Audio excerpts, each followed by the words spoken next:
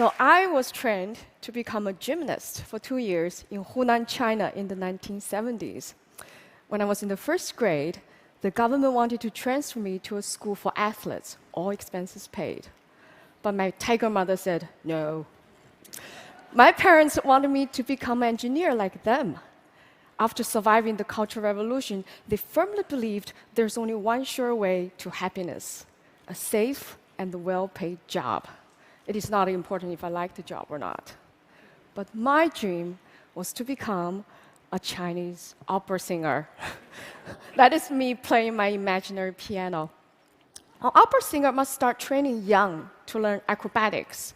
So I tried everything I could to go to opera school. I even wrote to the school principal and the host of a radio show. But no adults liked the idea. No adults believed I was serious. Only my friends supported me, but they were kids, just as powerless as I was. So at age 15, I knew I was too old to be trained. My dream would never come true.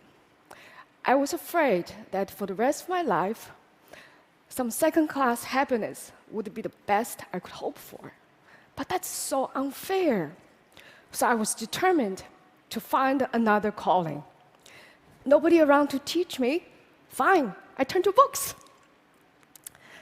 I satisfied my hunger for parental advice from this book by a family of writers and musicians. I found my role model of an independent woman when Confucius tradition requires obedience. And I learned to be efficient from this book.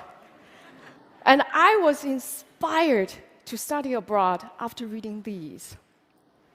I came to US in 1995. So which books did I read here first? Books banned in China, of course. The Good Earth is about Chinese peasant life. That's just not convenient for propaganda. Got it.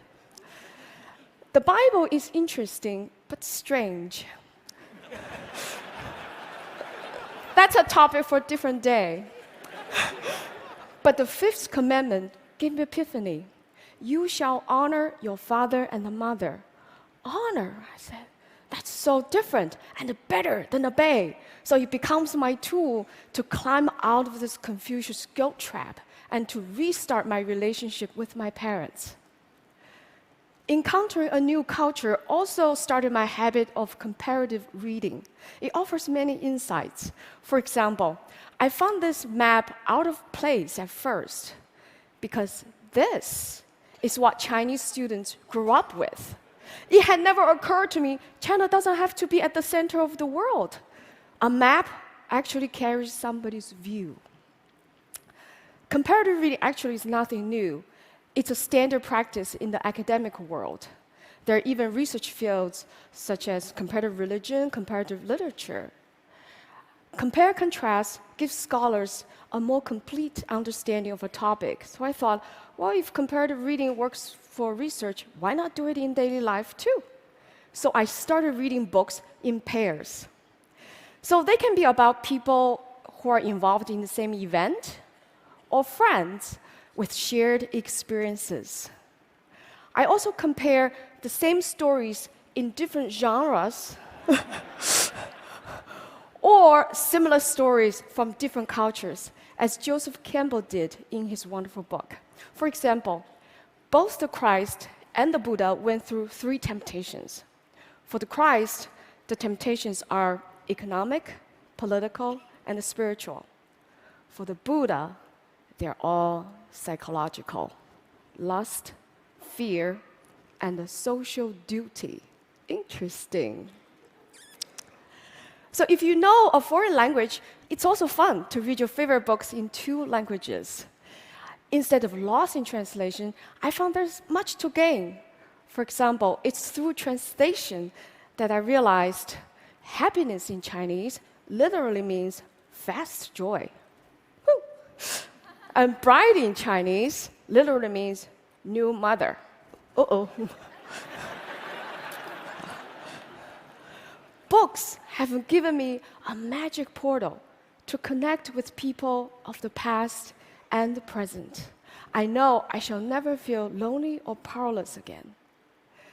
Having a dream shattered really is nothing compared to what many others have suffered. I have come to believe that coming true is not the only purpose of a dream. Its most important purpose is to get us in touch with where dreams come from, where passion comes from, where happiness comes from.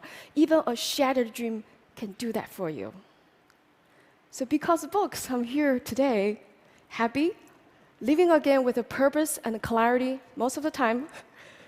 So may books be always with you. Thank you. Thank you. Thank you.